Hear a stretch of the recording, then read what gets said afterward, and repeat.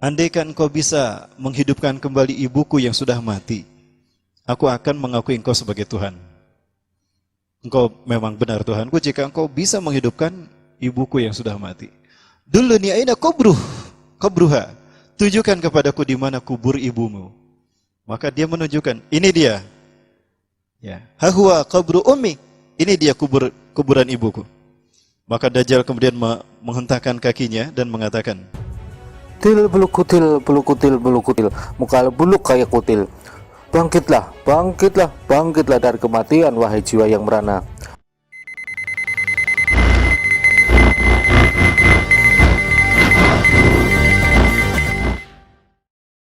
ya ummah, kumi.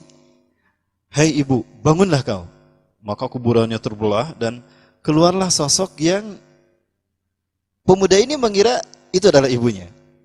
Rasulullah mengatakan, wa huwa ya'taqidu li'annahu ummuha.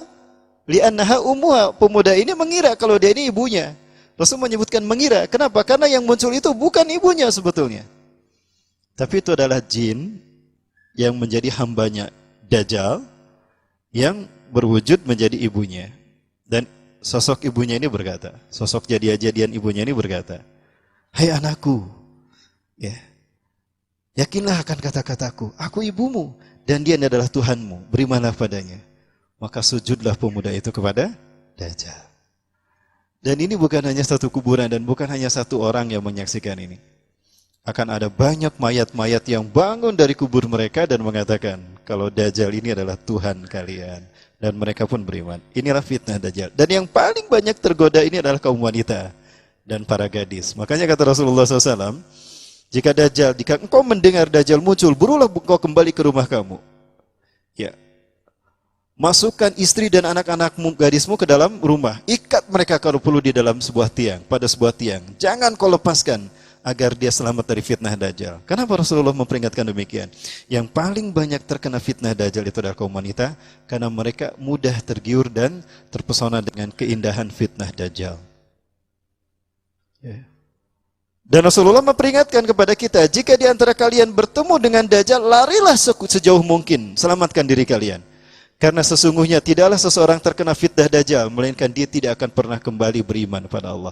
Siapa yang terikat dengan fitnah Dajjal, maka dia selamanya akan kafir dan dia kekal di dalam neraka. Makanya Rasulullah memperingatkan, kalau kita mendengar ayat Dajjal, lari sejauh-jauhnya.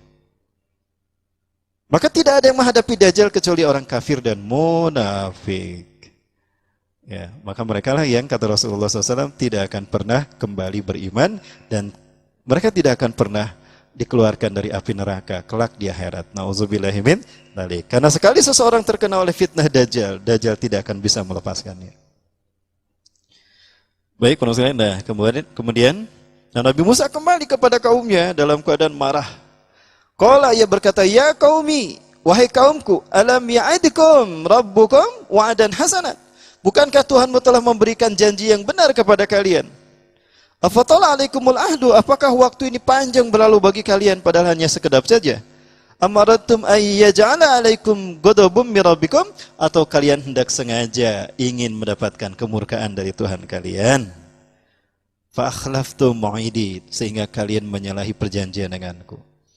Jadi Nabi Musa sengaja meninggalkan kaumnya karena sudah ada perjanjian. Kalian ikuti Harun, aku akan lebih dulu pada Tuhan kalian untuk meyakinkan kalau wahyu itu akan turun. Tapi ternyata hal itu dimanfaatkan oleh Samiri. Ya, siapakah sosok Samiri ini, para sekalian? Ya. Ya, Samiri. Nah, ini tidak itu potong ya. Siapakah Dajjal itu? Pertama, Dajjal kalau dilihat dari sosoknya dan berdasarkan beberapa nas yang saya baca, ada 3 kitab yang saya baca. Pertama, kitab An-Nihayah fil Fitan wal Malahim, Imam Ibnu Katsir. Kedua, kitab Nihayatul Alam, Misteri Akhir Zaman, Misteri Akhir Dunia, Dr. Muhammad Al-Arifi.